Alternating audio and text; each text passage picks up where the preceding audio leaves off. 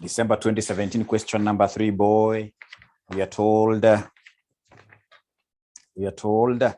to do basically a group cash flow statement. If you look at question number 3, boy, required for 14 marks. They want us to give them a group cash flow statement of cash flows in accordance with the IAS 7 statement of cash flows for the year ended 31st October 2017. Ladies and gentlemen, if that is the case, if it's a group cash flow statement, nitaanzia wapi? Of course, najua, I wish my board was able to do this. Najua lazima nianze na operating activities. So we have here operating activities. We have operating.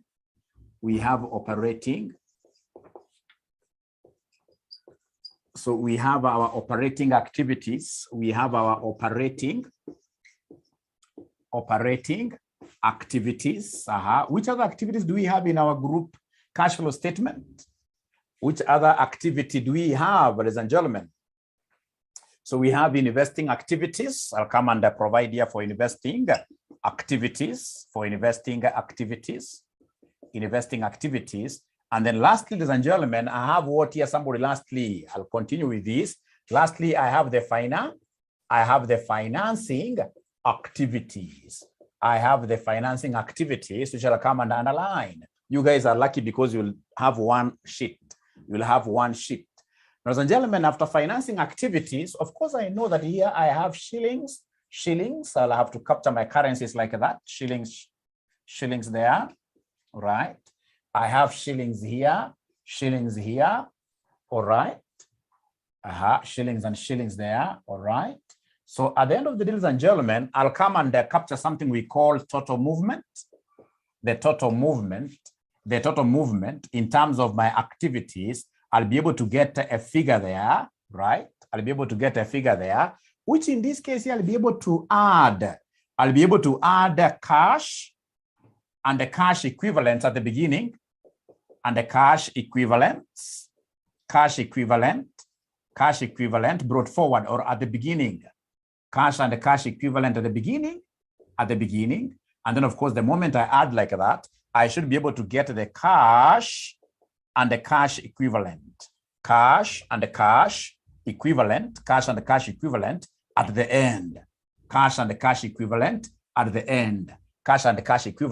end. Now, look at this. The free marks normally zinaanzia hapa. Yeah, we are using indirect method. Remember, we had started doing this question yesterday. We are starting with the indirect method, yes. We are starting with the indirect method. So, ladies and gentlemen, the free mark, I have some free marks here. This cash and the cash equivalents at the beginning. Is there somebody who can give me a figure for cash and the cash equivalent at the beginning? Cash and the cash equivalent at the beginning. Please look at your current assets. Are you able to see the cash and the cash equivalents? Cash and the cash equivalents at the beginning. Can somebody give me the figure, somebody? Aki hawaniongeleshe. I don't know why they're not talking to me. Na vile tuko na haraka leo. Leo tuko na haraka sana. Leo tutaki mchezo kwa siku zote. Ukiangalia vizuri, tuko na cash and the bank balances. We have got 2 years.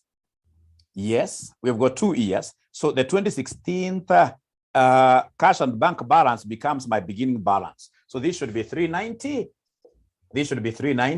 And then I have now cash and the cash equivalent at the end, which is the 2017 figure. The 2017 figure, ladies and gentlemen, 390. The 2017 figure is 500 and what here, somebody? 510. So ukiangalia marking scheme ya CASMEB, in most cases, utaona wameweka hapa tick, hapa kwa kuwekea 0.5, meaning that you have gotten already 1 mark. And 1 mark for us, ladies and gentlemen, in advanced financial reporting, 1 mark is so huge. It can make you see places that you have never seen before. Great. Now, if you're together, ladies and gentlemen, then I'll be able to do my posting here very fast. And remember, for us here today, it's not even about balancing. We must agree from the beginning. Today, because it's the last lesson that we have, it will be about low-hanging fruits. What should you do for you to get 12 out of 14? What should you do for you to get 12 out of 14? So tukujeni hapa katika operating, remember you're using indirect method. Indirect method. So katika operating activities, tuanza na profit before tax. So profit before tax. Profit before tax. Are you able to see the profit before tax? Are you able to see the profit before tax? Are you able to see the profit before tax? Are you able to see the profit before tax? Are you able to see the profit before tax? Are you able to see the profit before tax? Tuende pole pole kwanza, profit before tax. Tuende pole pole kwanza, profit before tax. Please go straight away to the income statement that you have there. The income statement that you have there, what do we have? Somebody there as the profit before tax. Remember, income statement will be given to us for just 1 year. For just 1 year.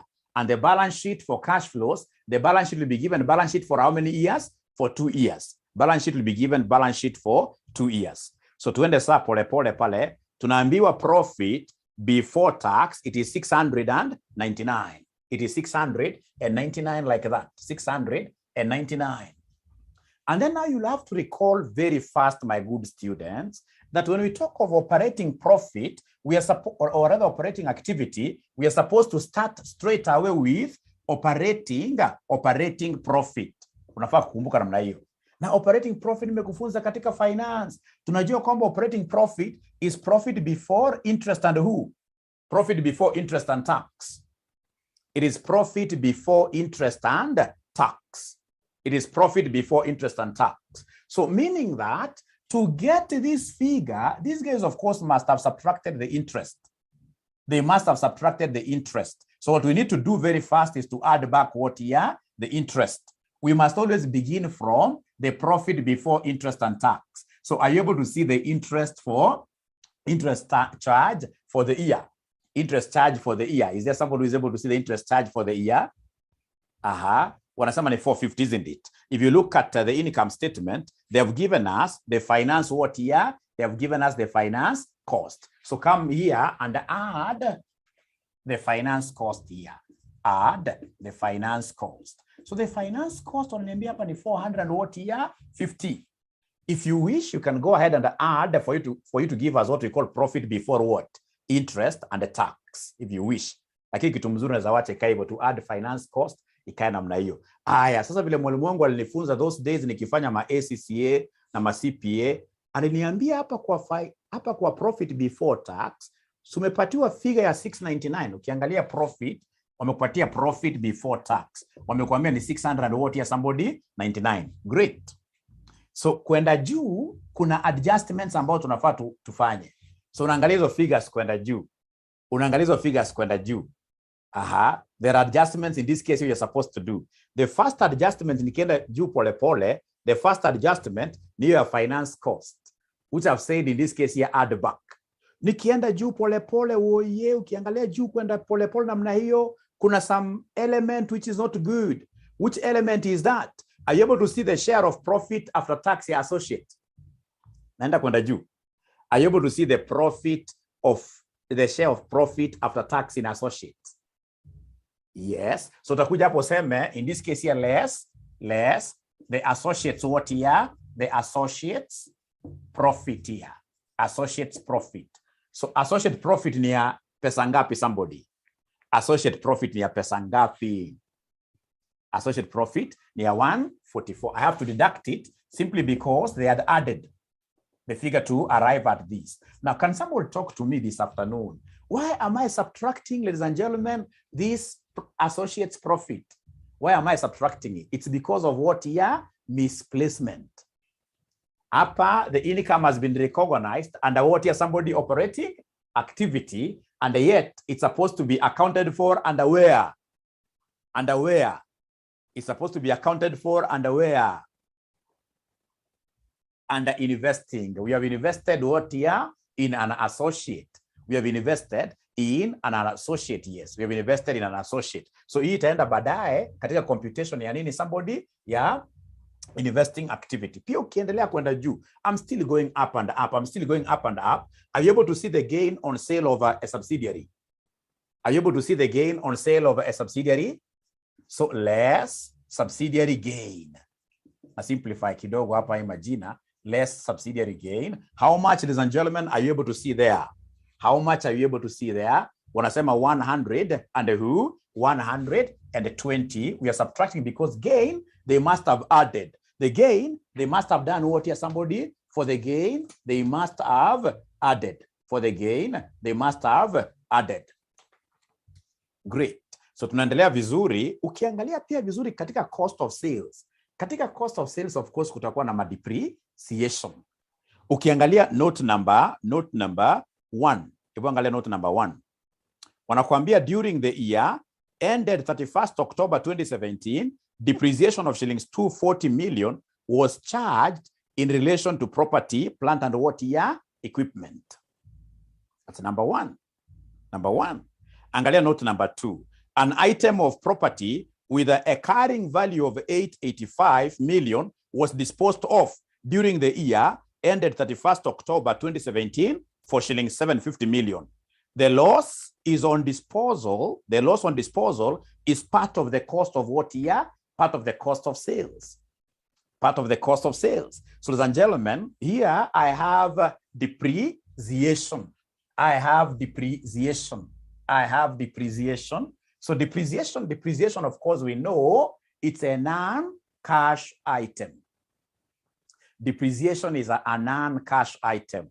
And they used it in computation of what here? The profit. So then what should we do with this depreciation? It's non-cash. Depreciation is non-cash. I'm still going up. I'm still going up. Should I less? I add back. You know, depreciation is an expense that this guy is included wrongly in the cost of what here? Say sales, meaning that our profit was taken way down. So we need to make good. So how do we make good? We add back what here? Depreciation. Thank you very much. So add back depreciation. So add depreciation. So we are lucky because this has been computed for us. Depreciation of how much? Depreciation of how much, ladies and gentlemen? 240 positive. 240 positive. From there, we also have this loss. The loss on disposal of this asset. We know that also that loss is fictitious. It's fictitious. So come here and give us the loss. Could you kindly calculate for me the loss on disposal? The loss on disposal. Is there somebody who can calculate for me the loss on disposal? Loss on disposal. Wanasema ni 100 what here? 35. Wanasema ni 135. So this 135, should I add it back or in this case, subtract? How did we get the 135? To get the 135, it's very easy. We've looked at how much we received. We received the cash we received here from the asset from note number 2 was 750. And what in this case here is the carrying amount. The carrying amount is 885. Yani an asset which is worth 885, si tukauza 750. Tukauza 750. Tukauza 750. So you will be able to bear witness with me that this will give us a whole loss of 135. 135. And this loss, we are told, was expensed in the cost of sales. So then how do we make good now? How do we make good now? How do we make good? How do we make good? How do we make good? We add. So add loss on what here, somebody? Add loss on disposal. Add loss on disposal. Add loss on disposal. Aya, kitu ingine unafaa kujua, hizi vitu ukizitumia, kama unafanya group cash flow statement, whenever you pick up some items from your notes or from the financial statements, it's important that you keep on ticking them. It's important that you keep on ticking them. Like there is a question that students asked, what about, there's something they asked there, but later on we shall be able to check which items are not ticked like that. Na sitajiforce kuangalia kila kitu. Kama sasa for example mali nimefika hapa, hata sitajiforce kuangalia kwanza mambo ya tax. Nitakuja niwache line kadhaa. Line kama ngapi tunawacha hapa? Tuwache lines kadhaa. Right? Like now what Joy is saying, tuwache lines kama 5, Tutazipata mbele tu. Tuwache lines kama 5. Alafu kuja hapo niandikie working capital changes. Working capital changes. Hata vitu kama tax takuja baadaye. But I want to teach you what you need to do for you to keep the wheel rolling. because the concept is to keep the wheel rolling. You keep the wheel rolling. So working capital changes. Working capital changes. So working capital changes, what do we have? Yesterday you told me that under working capital, we normally have three things. Under working capital, we normally have three things. What and what and what? So we have inventory. Thank you very much, Meshach. We have inventory here. We have, the next one is what here? Receivables, receivables, receivables. The last one, ladies and gentlemen, is what I've seen some of you mmeniambia hapo ni payables. Thank you very much, mother. Tuanze na inventory. Inventory, this is very easy. What you're supposed to know katika cash flow statement, whenever you are dealing with assets, whenever you are dealing with assets, whenever you are dealing with liabilities, we always use the concept of commanding officer. We always use the concept of what here? Commanding officer. Mayom is asking, what of tax up the stack it to cram? Itakuja baadaye. Mayom, si umewacha space hapa? Umewacha space? Sababu tukianza kutik hizi vitu zitakuja peke yake tu automatically. Nataka staki to cram. Nataka tu uanze kutikitiki vitu ambavyo tumeguza. Sitajileta zenyewe. Sasa Mayom, thank you very much. So unafaa kujua kwamba liabilities ni commanding officer. Liabilities ni mbaya, zinaweza kucommand, zinaweza kufanya ufunge biashara. Yani for liabilities, we shall always be taking closing minus opening. Unafaa kujua hivyo. Closing minus opening. Najua you understand, lakini kwanza andika tu namna hiyo. Closing minus opening. Closing minus opening. And for assets shall always be the opposite. Itakuwa ni opening minus what here somebody? Minus closing. Always. Opening minus closing. Opening minus closing. I know you haven't understood anything, but first of all, please tell me, have you written these two things somewhere? Have you written these two things somewhere, please? Yes, now you understand? Yes. Tuko rada. Great.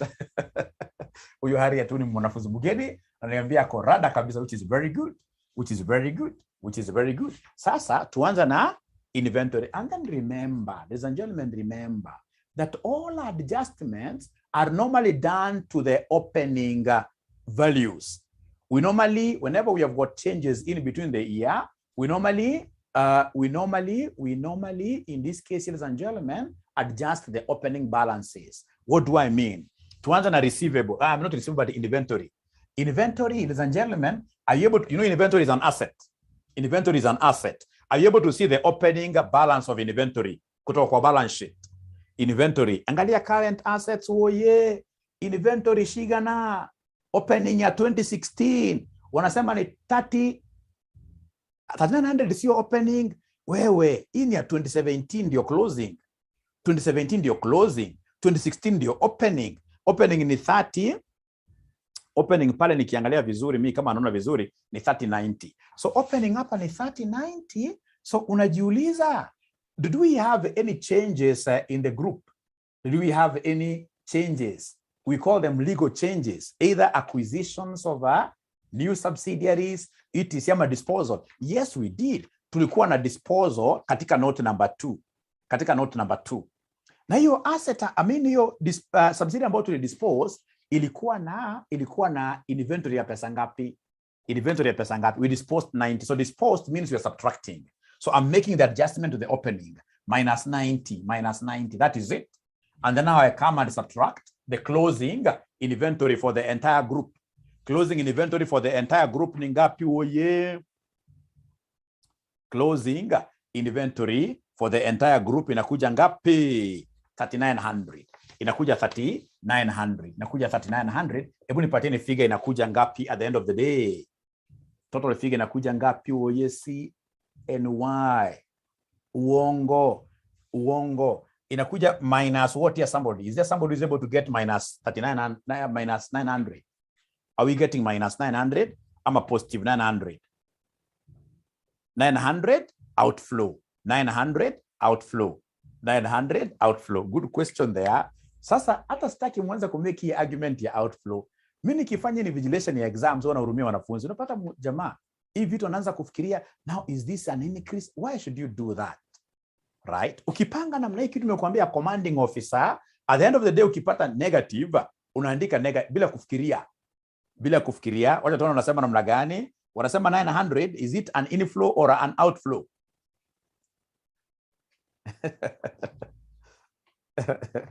Is it an inflow or an outflow? Hiyo ndio sitaki wanafunzi wangu wachanganyikiwe. Nataka nirudie tena woye. Please allow mwalimu arudie tena. Ukitaka hata anaweza kachora T account, Ukitaka mwalimu anaweza kachora T account, aseme inventory, tuseme hapa balance, in this case here brought down. So balance brought down ile ya 2016, the balance brought down ile ya 2016 ilikuwa ni 3090. Ilikuwa ni 3090 ile ya 2016, 3090. Na kuna balance carried down ile ya current year, which is 2017, which is 3000 what here somebody 3900, right? And then we had disposal. We had in this case here a disposal. We disposed some inventories with our subsidiaries. Inventory with our subsidiary which was disposed ilikuwa ngapi somebody? Subsidiary disposed inventory nyinyi mliniambia ni 90. Nyinyi mlinieleza ni 90. Sasa hebu kuja niongezee please, nipatini hii side kubwa. Hii side kubwa itakuwa 3990. Kwa hivyo hii lazima pia ikuwe 3990. Si ni kweli? 3990, right? 3990. So then the balancing figure here inakuja ngapi somebody? The balancing figure inakuja ngapi somebody? Inakuja 900. So this balancing figure, ladies and gentlemen, basically what are we doing? We have debited our inventory with 900 and credited what here somebody? Our bank. Credited our bank. You've created our bank. If you credit your bank, what does it mean? It means, ladies and gentlemen, that it is a cash outflow. Alafu msianze kukram ile kitu ati increase. Hizo mimi najua sana. Ati increase, ati in working capital, ati because ukiangalia like the other sitting, there is a sitting here they brought a situation where one subsidiary was acquired in the year and another subsidiary in this case was done what year? Disposed in the year. Is there a student who can remember that kind of a question where they gave us a situation where a subsidiary was acquired in the year and another subsidiary was sold in the year? Is there somebody who can remember something like that? Yeah. So unajua ukiambiwa kwamba subsidiary ilikuwa disposed in the year, nitasema hapa minus 90. Na kama kuna subsidiary nyingine ambayo ilikuwa acquired in the year, nitakuja niseme perhaps hapa plus what? Plus 80. So I make all my adjustments to the opening stock. And then not stock, but opening figures. And then I subtract the closing like that. And then nikipata hii figure ikiwa ni minus 900, I'll not start in this case, ladies and gentlemen, I will not start asking questions about what happened to working capital. No. Nikipata minus figure, that is it. I know it's what here somebody, it's a cash outflow. Sasa sinikupatia dakika moja ukitumia this shortcut, wewe unifanyia receivables tuone. Hebu nifanyia receivables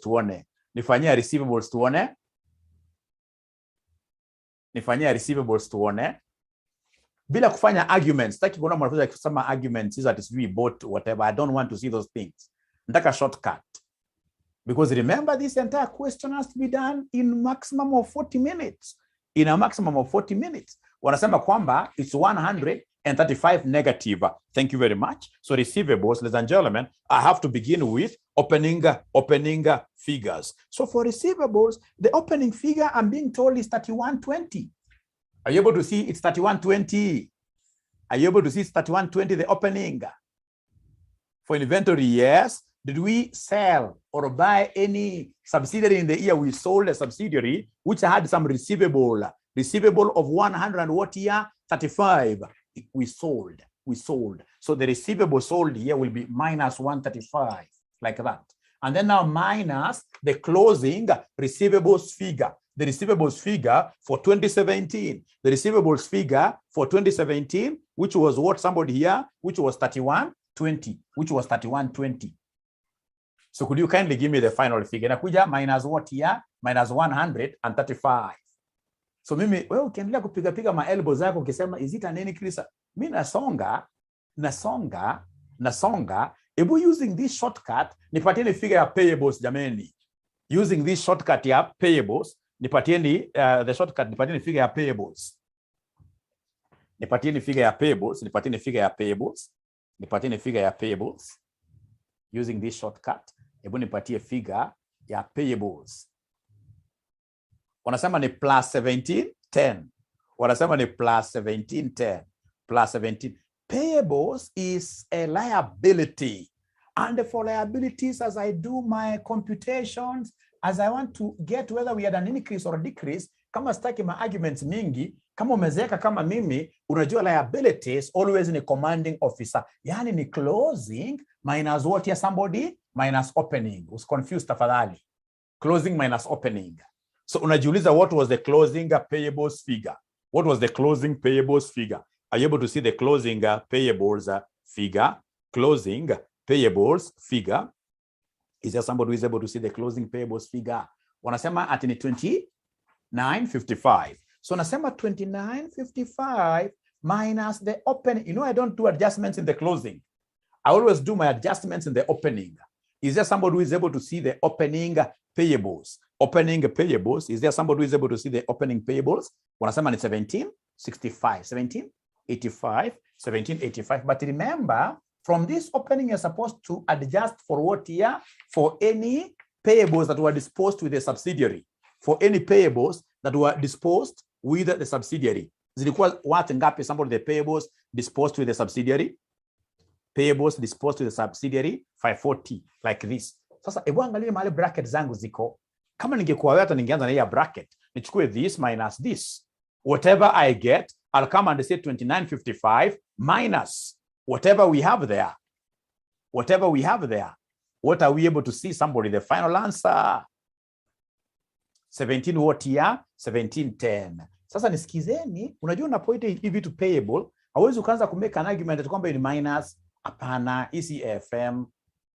Hapana, si zote ni payable zote like that. So is it positive? Is it positive? Is it positive? Is it positive? Is it positive? Is it positive? Ah, great. So positive like that. Unawachana nayo. Unawachana nayo. Sasa pia unawacha ka space ka kutosha kama line mbili, sio mingi sana. Unawacha space ya kutosha kama line ngapi? Line mbili. Niambie kama umewacha space jameni. Niambie kama umewacha space jameni. Umewacha space line mbili, alafu sasa unatafuta free low hanging marks. Unaenda kwa the next one. Unaenda kwa the next one. The next bunch of activities unaziita investing activities. Investing activities, oh yeah. Investing activities, we are basically looking at, generally, in most cases, investing activities, we are looking at the movements in property, non-current assets, basically. Non-current assets. Non-current assets. We normally invest in non-current who? Non-current assets. Sasa unaenda ukisoma pole pole, and I hope you guys are taking those things. Is 540 added? Ngoja kidogo. Wanasema ni 630. Ngoja kidogo. Ngoja hapo nimewashinda kidogo. Nimewashinda kidogo hapo, ngoja kidogo. Ngoja kidogo. Is getting 630. Is getting 630. Tumia brackets poa. Tumia brackets poa. Unaambiwa hapa, tafadhali. Kwanza kuja hapa kwa hii bracket. Sema 1785 minus 540. Mayomo unapata ngapi? And then whatever you get, deduct it from 29.55. Deduct it from 29.55. Deduct it from 29.55. Are you able to get that 1710 positive?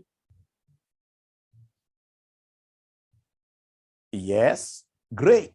Now we can continue. Thank you very much for asking that. Now we can continue. So in investing activities, I'm basically looking at the disposal of assets. That is a divestment.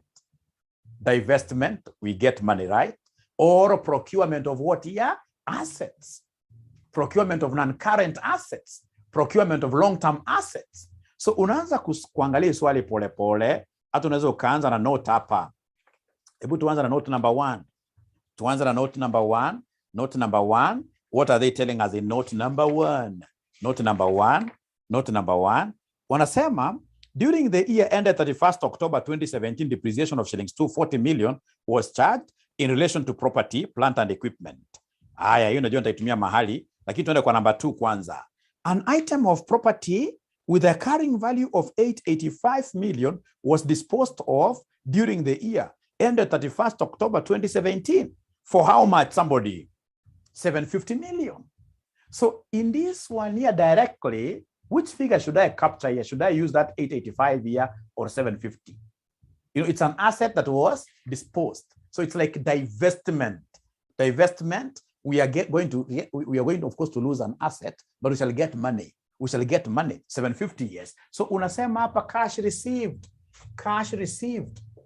Cash received from cash received from an asset disposed. From an asset disposed. Mbesha shigana. Wanasema ni 750. Wanafunzi wengine wakiendelea kufikiria zaidi, mark inaingia tu. Kitu ya maana hapo ni mark kuingia. So cash received from an asset, in this case here, that was done what year? Disposed. Hii mimi najuanga sana. Sasa najua nikiwa na cash received nimepewa, najua next takuwa ni cash paid. Cash paid, najua hii sana. Cash paid, in this case here, to acquire who? To acquire an asset. To acquire assets, to acquire new PPE. To acquire new PPE, imi nitapata haraka sana. Hebu nikupatie dakika moja, nione kama unaweza kupata hiyo cash, which in this case here was paid. In this case here, for us to acquire PPE. To acquire PPE. Cash which was paid to acquire PPE. Haya, nimeona property, plant and equipment. Nimeona property, plant and equipment. Wanasema 900. Esther anasema 69 something, Note 4. Keep ananiambia mwalimu, check note 4. Additional property, plant and equipment was acquired by way of lease amounting to 900 million during year ended 31st October 2017. Lease haitakuja direct hapa. Itaingia kwa working hapa. Because lease, no money was involved directly. No money was involved directly. Hii 900 anatoa wapi? Nataka kujua sana woye. 900. Hebu niambieni wanafunzi wangu, 900 mmetoa wapi? Please niambieni. 900 mmetoa wapi? Ningetaka sana kujua. Please ni explain kidogo. Note 3. Note 3. Note 3. 900. 900. Sioni 900. Note 3 sioni 900. 900. Ile ni lease. Ile ni lease. Ile ni lease. Hapa itabidi, ladies and gentlemen, hapa tuchore T account. Ingawa mimi sipendi T account at all, but please let's do a T account for this property, plant and equipment. Let's do this T account for property, plant and equipment. So for property, plant and equipment T account, si ni asset. So nasema hapa balance brought down. So balance brought down ilikuwa ngapi somebody? Balance brought down ilikuwa ngapi somebody? Balance brought down ilikuwa ngapi somebody ya PPE? 13,500. Aki mumeanza kuchoka. Ama mimi ndo na wajaji vibaya. Aki nyinyi mmeanza kuchoka. Umeanza kuchoka woye. Wameanza kuchoka woye. Mko rada Hiyo ndio kitu ya maana zaidi. Hiyo ndio kitu ya maana zaidi. Wanasema mwalimu, si tuko rada. Zina sync. Thank you very much. Ladies and gentlemen, straight away I have the balance which was carried down here. So balance carried down ni how much? Balance carried down ya PPE ni ngapi? Wanasema ni 18,000. 18,000. Thank you very much. Ladies and gentlemen, some of the things that will make this PPE value to go down, I know them. For example, I know depreciation will reduce this. Remember, these are net book values, They're net book values. Depreciation. Is there somebody who is able to see depreciation for this PPE? Depreciation yangapi? Somebody, note number 1, 240. Thank you very much. The other thing that will make this particular item here to disappear, ladies and gentlemen, to reduce, will be the subsidiary that we sold. The subsidiary that we sold went away with some PPE, went away with some property. So the sub sold. The sub sold. Sub sold. In this case here, we have 2025. The sub sold was 2025. The sub sold was 2025. Ladies and gentlemen, I could see some new arrivals. I could see some new arrivals from note number 4. I can see there was some additional property. So note number 4, there was the leased property. the leased property. Nowadays, when you lease property, it is your asset, remember, long term. They have even told us additional property, plant, and they're even classifying it for us.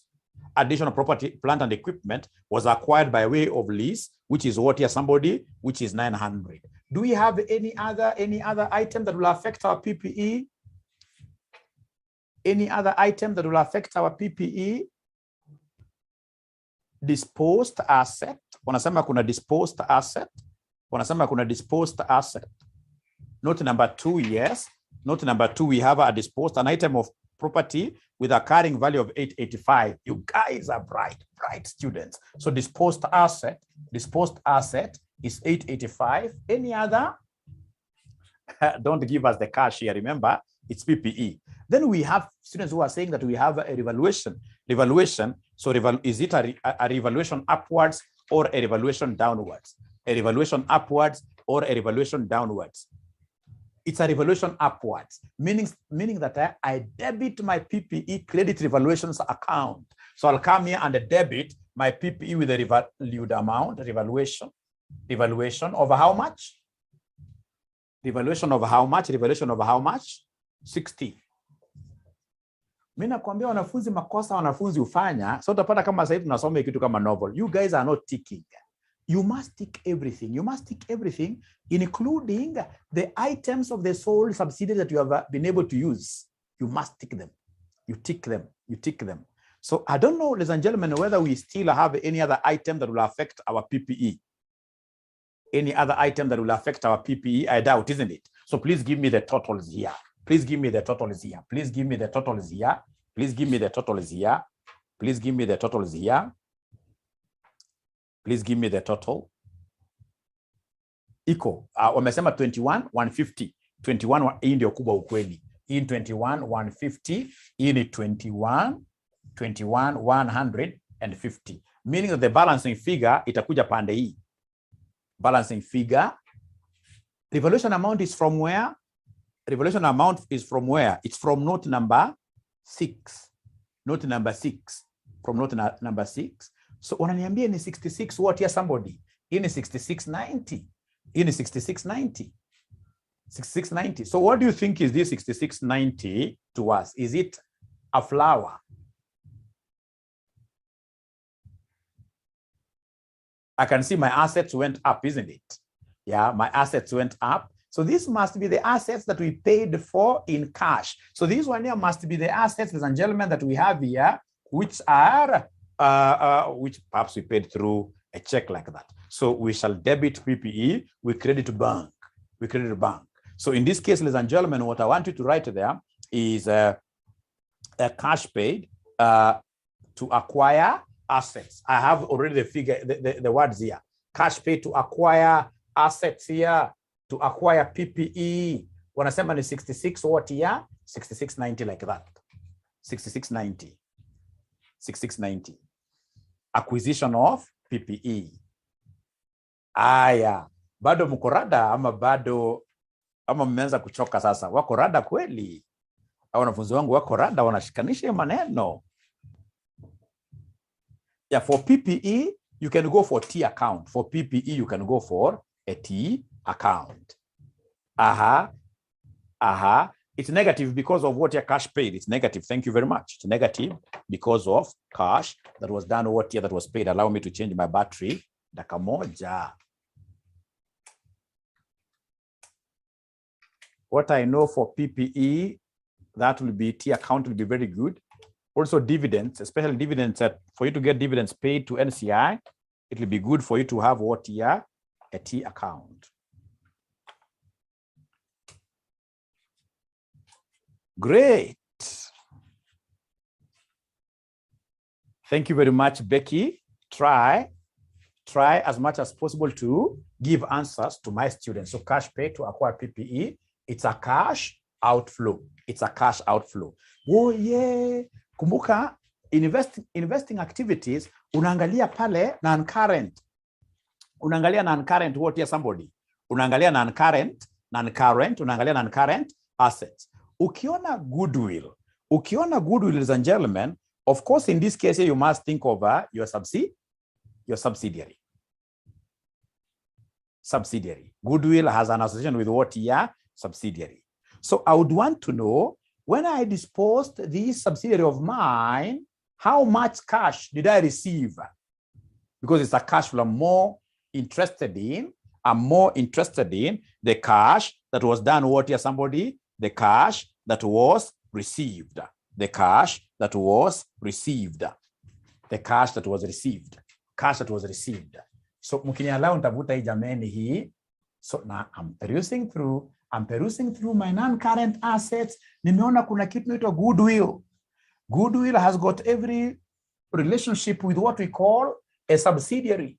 And for the subsidiary, ladies and gentlemen, for the subsidiary, I'll come straight away here and account for the cash received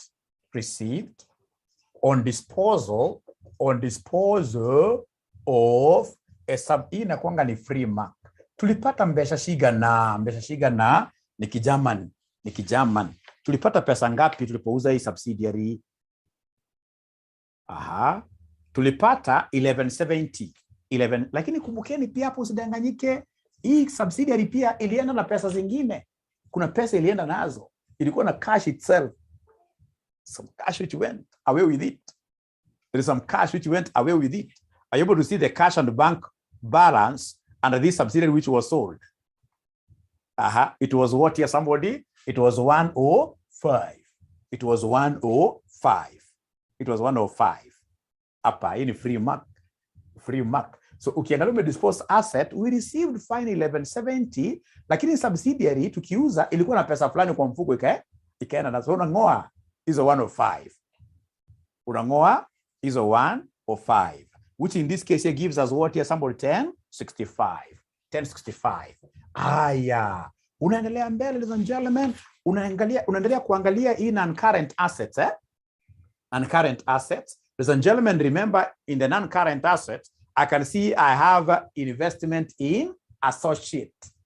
I'm an investor. I've invested in an associate, right?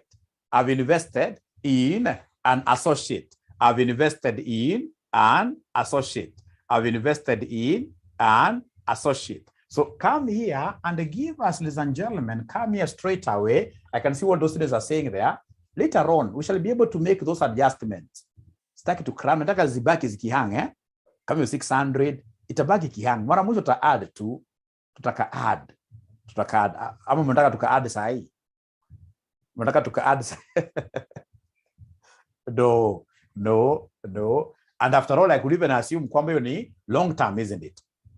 Aya, tukuje hapa, ladies and gentlemen. Now sasa hapo ukiangalia vizuri, kuna, if I've invested in a subsidiary, nitakuja hapa niseme dividends received.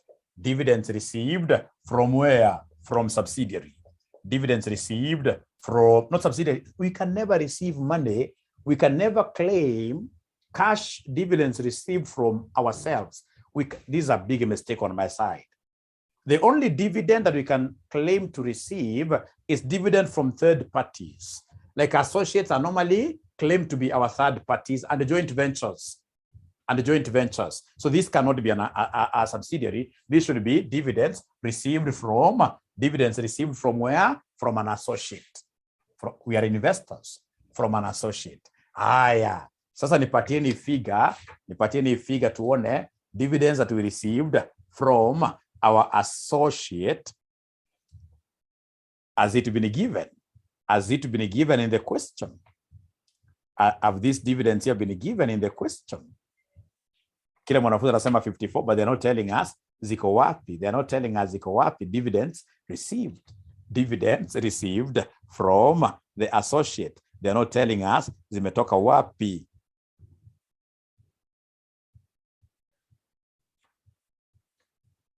Working, Aya, hebu wako mbio munipatie figure jameni. Dividends in this case here which have been received from the associate. What are we getting there? Working. Andika figures wengine waone ndio tunajua unajua. Andika figures haraka tuone kama unazijua kabisa kweli. Tuone kama unajua kabisa kweli.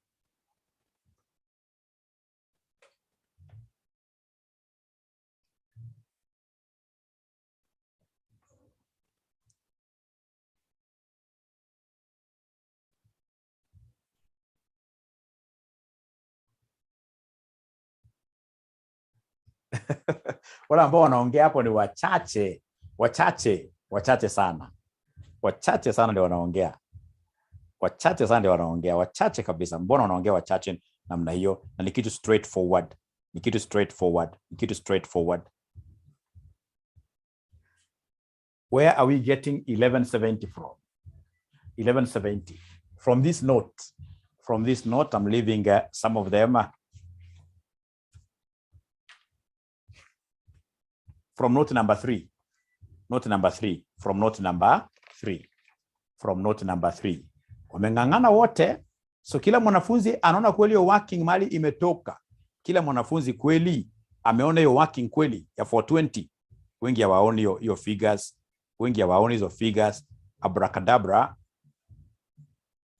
Bila hajaona bado. Napatia dakika mbili nikirudi tena sana kumaliza swali yote once.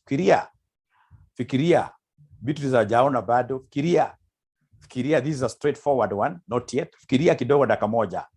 Fikiria dakika moja kidogo, nikirudi sana mbio.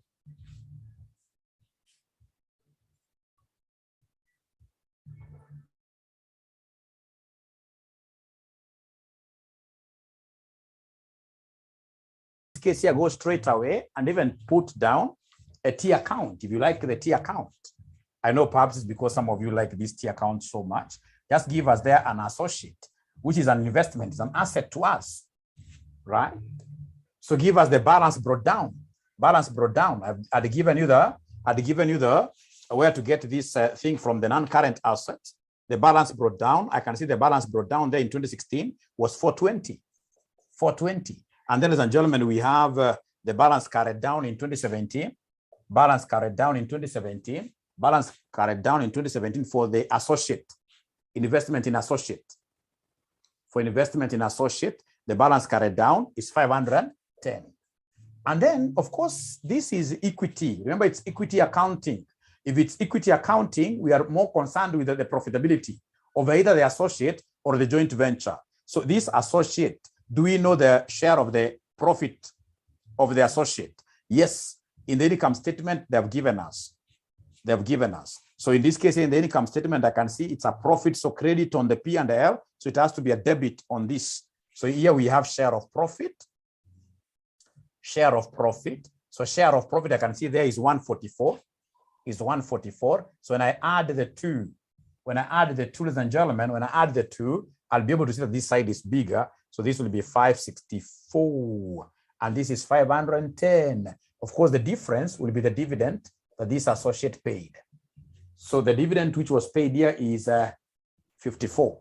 The dividend which the associate paid is 54. So you can see it's accrued on the associate. So meaning that it must be a debit in our bank account. So it's cash that was received. Cash received from the associate, dividend received from the associate. We have 50 what here, somebody? We have 54. Dividend received from the associate, we have 54 like that. Now, if I'm the one doing this, ladies and gentlemen, in an exam, I'll not bother with, again, so much there. Here, I've been able to harvest a few things. I'll straight away go to the financing activities. Advanced financial reporting is not about getting everything. It's about harvesting maximum number of marks. So can we go to the financing activities? Can we go to the financing activities? Financing activities, yes, yes. So unakuja hapo unaandika straight away financing activity. If you go looking for perfection in advanced FR, utapata shida sana.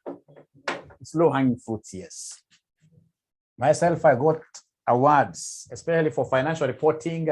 The one that I'm even so happy about is the one that I got for advanced financial reporting in ACCA, right? And I've never balanced even a single query, especially when I was a student. I never used to balance them. It's about being able to do maximum in the short duration, yes. So unakuja hapa kwa financing activities.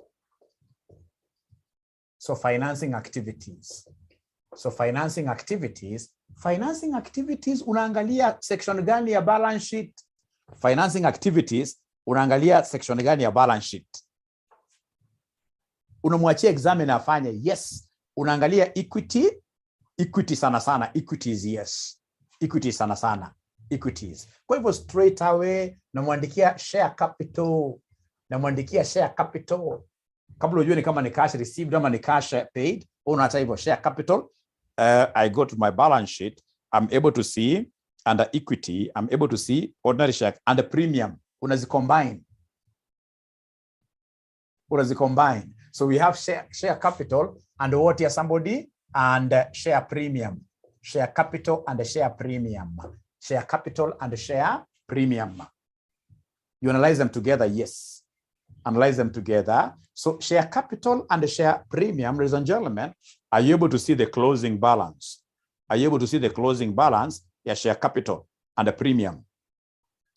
Abracadabra, closing balance is 6,000 plus 9,000 plus 900 plus 900 plus 900, like that. Minus, in this case here, the opening. Minus the opening. Opening ni ngapi? Somebody woye. Ukiangalia opening, share capital ni 4,500. 4,500 plus premium hapo ni 0. Premium ni 0. Kumbukeni ladies and gentlemen, hapa hata examiner akikudanganya, at times examiner anadanganya. Anakuja na kuambia pale kwa ile disposed subsidiary kwamba share capital ilikuwa maybe ni 500. At an expect to kuja subtract hapa. Remember when we were consolidating, we only took the share capital of who? The parent only, isn't it? We only took the share capital of the parent only, of the parent only. Kwa hivyo inatosha woye. Nipatieni figure inakuja ngapi? Somebody? 2,400. So is it cash, is it positive or negative? Is it positive or negative? Is it positive or positive? So if it is positive, what does it mean? We received money. So you must have issued new shares. So you can mention there, this is cash received, like that. Ukitaka to demonstrate broad and deep understanding of the subject, unamwandikia hapa dash from issue of what here? New shares. But do you have that time? No, you don't have that time. Unasonga mbele. Now, ladies and gentlemen, from there, nimeona mwanafunzi akisema, je mwalimu dividend paid. Dividend paid huwa zinakuwa accounted under where? Dividend paid. Huwa zinakuwa accounted under where? Kumbuka kuna dividends that you receive. You receive dividends when you invest. But when you are paying, it is other people invested in you. Other people invested in your company. So other people financed you. Right?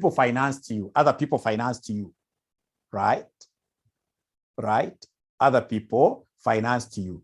We keep real. Hata ikiwa negative haina shida. Wewe weka hata negative. Acha hizo narrations. Hii narration examine hata angalia. Hata ukiandika tu share capital and premium. Wacha leo maneno hiyo mingi hiyo. We hapa yeah, we kuja hapa niandikieni sasa hapa financing. So umesema dividends paid, these people financed you, so dividends paid. Are you able to see the parent? Alilipa ngapi? Parent. The dividends that we paid to the parent shareholders. Iko note number ngapi? Note number 5, Note number 5. Wanasema dividends paid by the holding company during the year. So our holding company paid 120 uneka brackets. Right? Okay, great. And then, ladies and gentlemen, we have in this case here dividends paid, in this case here to our NCI. This is a working that I'll never do. Not unless the examiner gives me this figure directly. I'll never do it. The exam, nitamwandikia namna nini mwambia hata yeye mwenyewe examiner, mwandikie kwa bracket working. Nitakufanyia ndio lakini itakuwa ya mwisho. NCI itakuwa ya mwisho.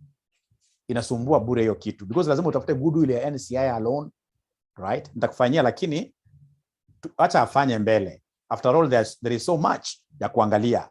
Great. Ladies and gentlemen, apart from that, what other investments are you, no, not investments, but financing are you looking at? What else are you looking at? What else are you looking at? Loans, yes. Remember, actually, repayment of loans, yes. Borrowing, yes. Remember, actually, financing activities, you know, the way we say assets financed by equity and liabilities. So this should be equity and liabilities, yes. So please check whether there are any loans that you borrowed.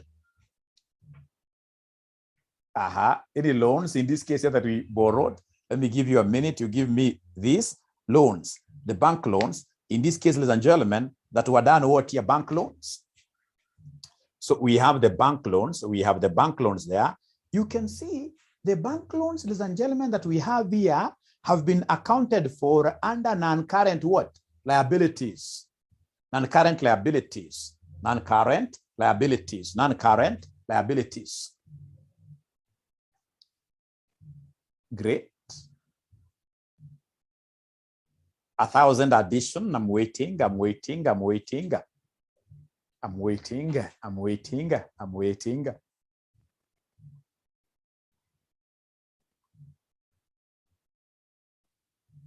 For bank loans, how much do we borrow or how much do we retire? How much do we borrow or how much did we retire? Wanasema 1,800. 1,800. Leslie, 1,800. Mimi napata that 600. Mimi tuko na Aseto Andrew 1,200. Obadia Mulinge 1,800.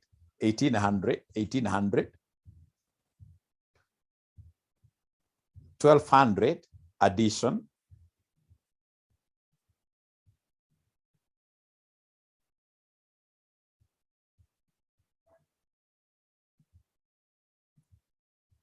Hiyo sitakufanyia, hiyo mimi sifanyi at all. Hiyo nataka kila mwanafunzi aseme mwalimu vuka. Hiyo sitakufanyia. Hiyo sitakufanyia at all. Answer ni 1,800. Sitakufanyia at all. Answer ni 1,800. 1,800, yes. So can I go to something different? Can I go to something different? Can I go to something different? Can I go to something different? Bank loans is a must.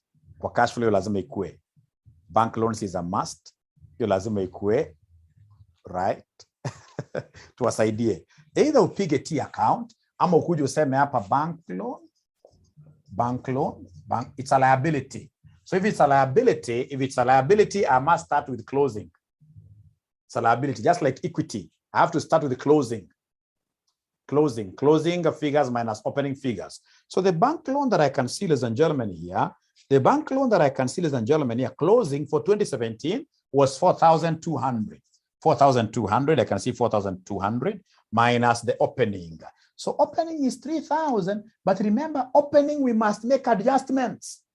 Opening, we must make adjustments. I'm happy because I can see Charity amesema, mwalimu nimepata mwangaza ya maneno. So opening, we must make adjustments. So what adjustment are we making here kwa opening? Kuna kakitu ambayo kalikuwa disposed. Na kalikuwa na ka bank loan. Ile bank loan mlikuwa mnaniambia mnandanganya ati niweke mahali fulani huko juu. Uongo. So hiyo ilikuwa ni disposed subsidiary 600. 600 like that. Abracadabra yeye na maneno mengi. Hebu subtract hii alafu less kwa hii for 200. Uniambia inakuja ngapi? 1,800. So this 1,800, is it a positive or a negative? Is it positive or negative? Shetani ni mbaya.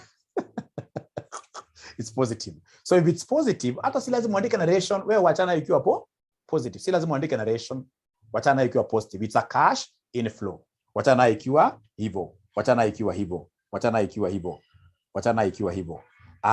The other thing, ladies and gentlemen, remember we have some obligations there. Kuna obligations under finance lease. Umona obligations under finance lease. Right? Obligations under finance lease. Akuja hapo straight away. Obligations under finance lease. Kitu ya maana ni kwamba sasa ukienda kwa exam hawezi ukatoka bure. Obligations under finance lease.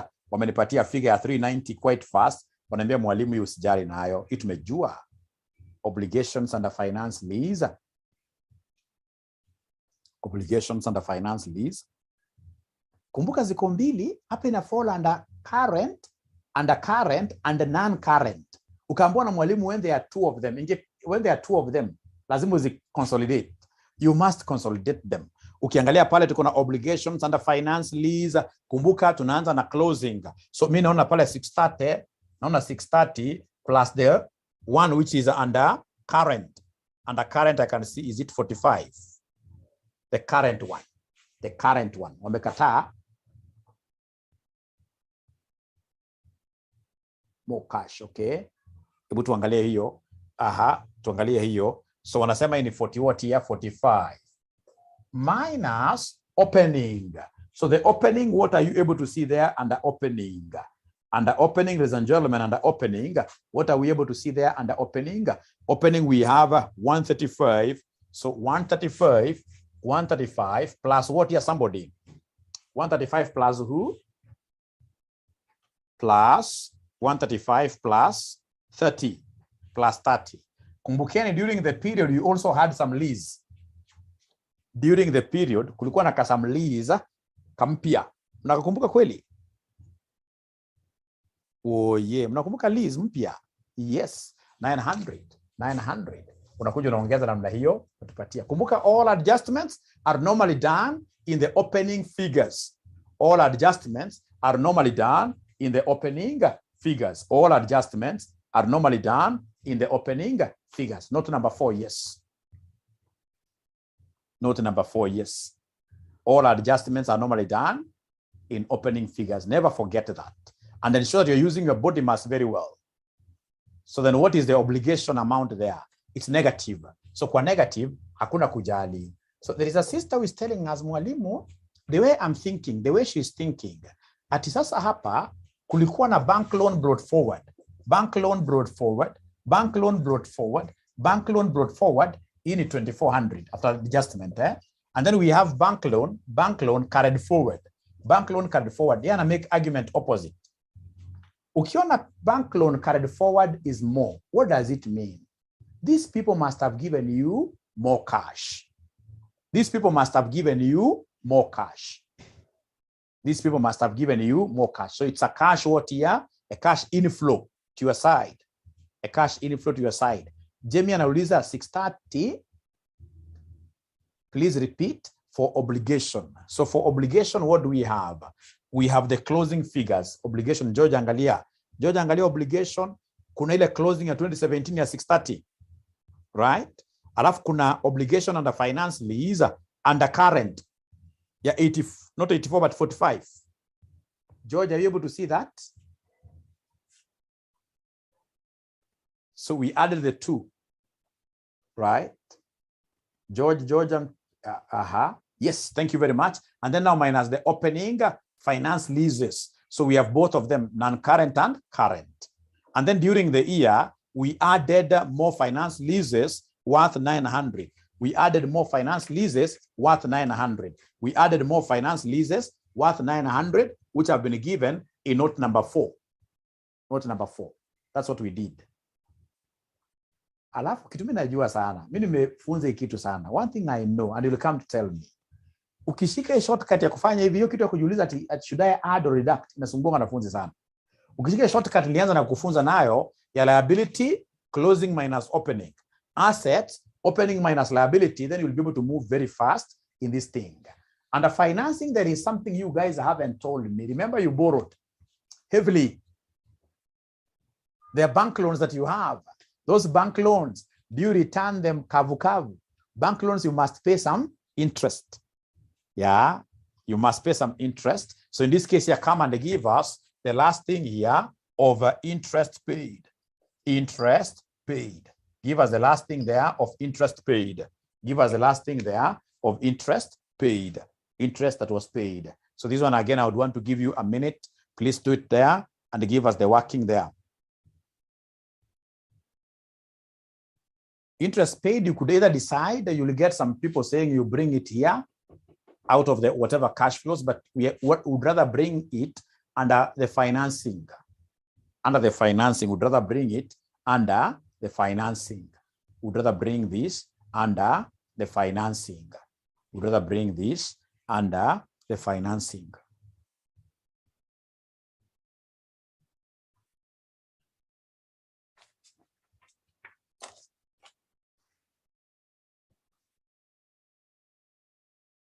Nilikuwa nishakimbia very fast under something they are calling accrued interest. Accrued interest.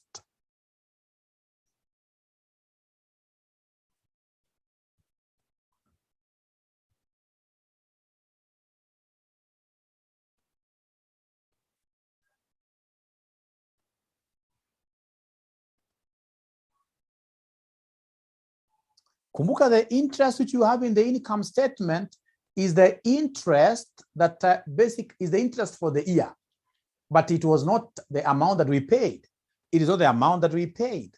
The amount we paid, we must involve the obligations at the beginning and obligations at the end. So the interest, ladies and gentlemen, there, the interest paid at the end of the day, there itakuwa namna gani? Oye itakuwaje? Interest paid, nitakuja hapa, interest paid. So interest paid. So the interest paid here, I'll take, of course, this is a loan. It's an obligation, I mean. So if it's an obligation, I'm taking closing minus opening. So interest paid, I can see interest paid, ladies and gentlemen, there. Interest paid, I can see the accrued interest. At the beginning, it was 21. Not 21, closing, I mean. Closing, yes, it was 21. Minus the opening. The opening here is 27. But now remember, this 27, you must make an adjustment for any changes. For any changes. Like here in the year, we know that the interest for the year, remember this is obligation at the end, obligation at the beginning. So the interest for the year is given under finance charge, which is 400 what here, somebody? 450, like that. Which will end up giving us what figure, somebody?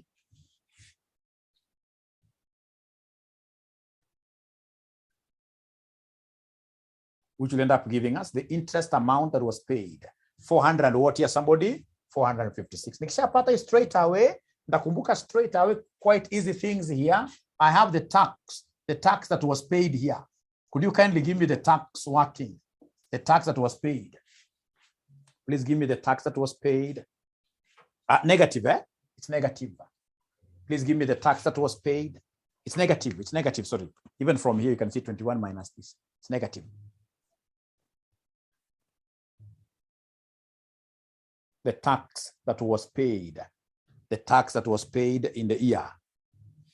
The tax that was paid in the year. Remember the asset, the subsidiary we disposed had some tax there. Had some tax. The tax paid, the tax paid, the tax paid, the tax paid, the tax paid.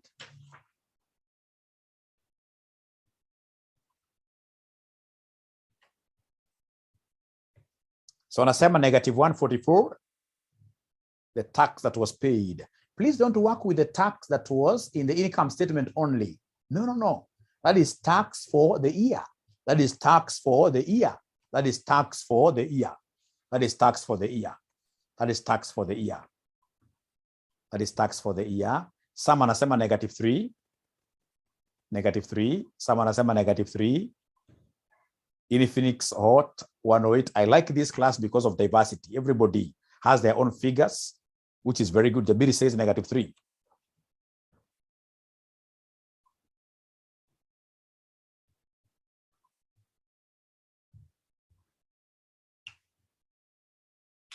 So the students who got negative 3 there, could you try to write down the working for us? Try to write down the working for us. Try to write down the working for us for tax that was paid. Kipkorori, thank you very much. Wanakuja na figure yake 108 negative. The students who got negative 3 there, could you kindly give us the working that you did for you to be able to get the tax of negative 3?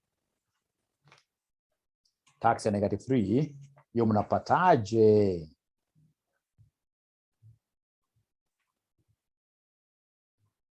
Ama tax ya 108, mnapataje?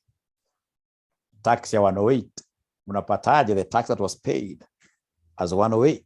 165 tax paid.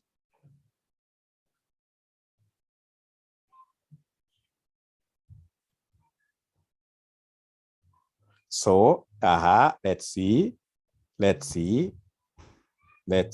So we are consolidating everything there. So I have deferred tax. We are consolidating everything.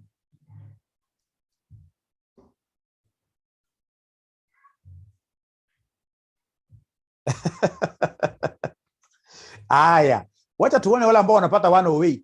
Wale wanapata 108, hebu tupatie working yenu. Wale wanapata 108 wanachukua 21 minus 63 plus 144 minus 15. So we have minus 21. Let's see.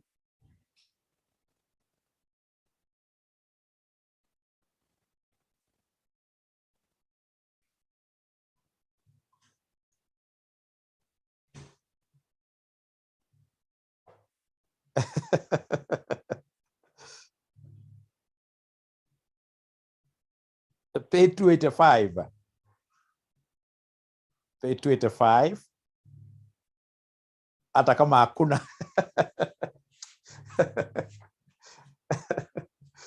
Ladies and gentlemen, the tax that was paid here, let's see. The tax that was paid here, ilikuwa namna gani? So remember that this is an obligation that we have there. It's an obligation that we have there. So the tax that was paid at the end of the day, let's combine both deferred and what here? Current tax. We amesema 174. 1024 plus 84 plus 15 minus 915. Kila mtu akona yake. Kila mtu akona figure yake. Kila mtu akona figure yake. So problem pale iko wapi? Na hakuna a lot of information. Hakuna a lot of information. So let's do it together. So the tax that was paid. The tax paid. So this is closing minus opening. Closing minus opening. So the closing here for the tax paid 2017. For the tax paid 2017. So I have 2017 obligations. I can see deferred tax of 1020 plus what here somebody? I can see current tax of 84. Minus opening. So opening I can see 915. 915 plus what here? 63. All right, plus 63. But again, remember that there was a disposal that has to be adjusted in the opening amount. A disposal over how much here somebody? A disposal over how much here somebody? A disposal of 15. A disposal of 15. And then again, remember that there is tax for the year. There is tax for the year. Did you remember tax for the year? Tax for the year ilikuwa ngapi? Somebody tax for the year. Tax for the year. Tax for the year ilikuwa 144. So of course this is increasing this opening. So plus 144. Hebu niambie final answer itakuwa ngapi somebody?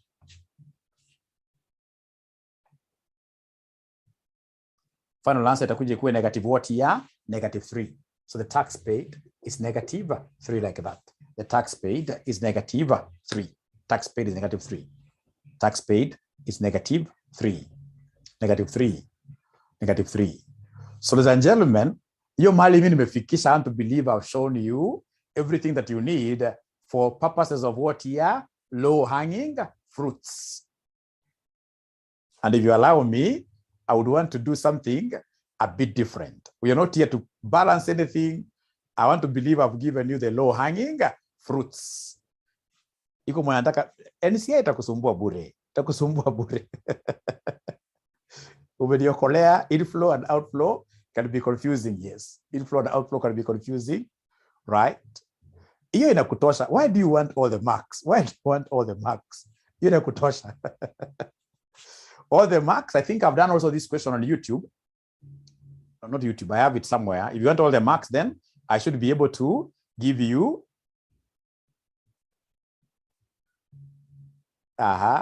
Great. Wacha na hizo vitu vingine mingi. Nilikuwa mbali. Asante teacher, nilikuwa mbali. Asante sana. Asante sana. Asante sana. How I wish ungekuwa unafunza hii unit. Angalia huyu sasa. Aya, sasa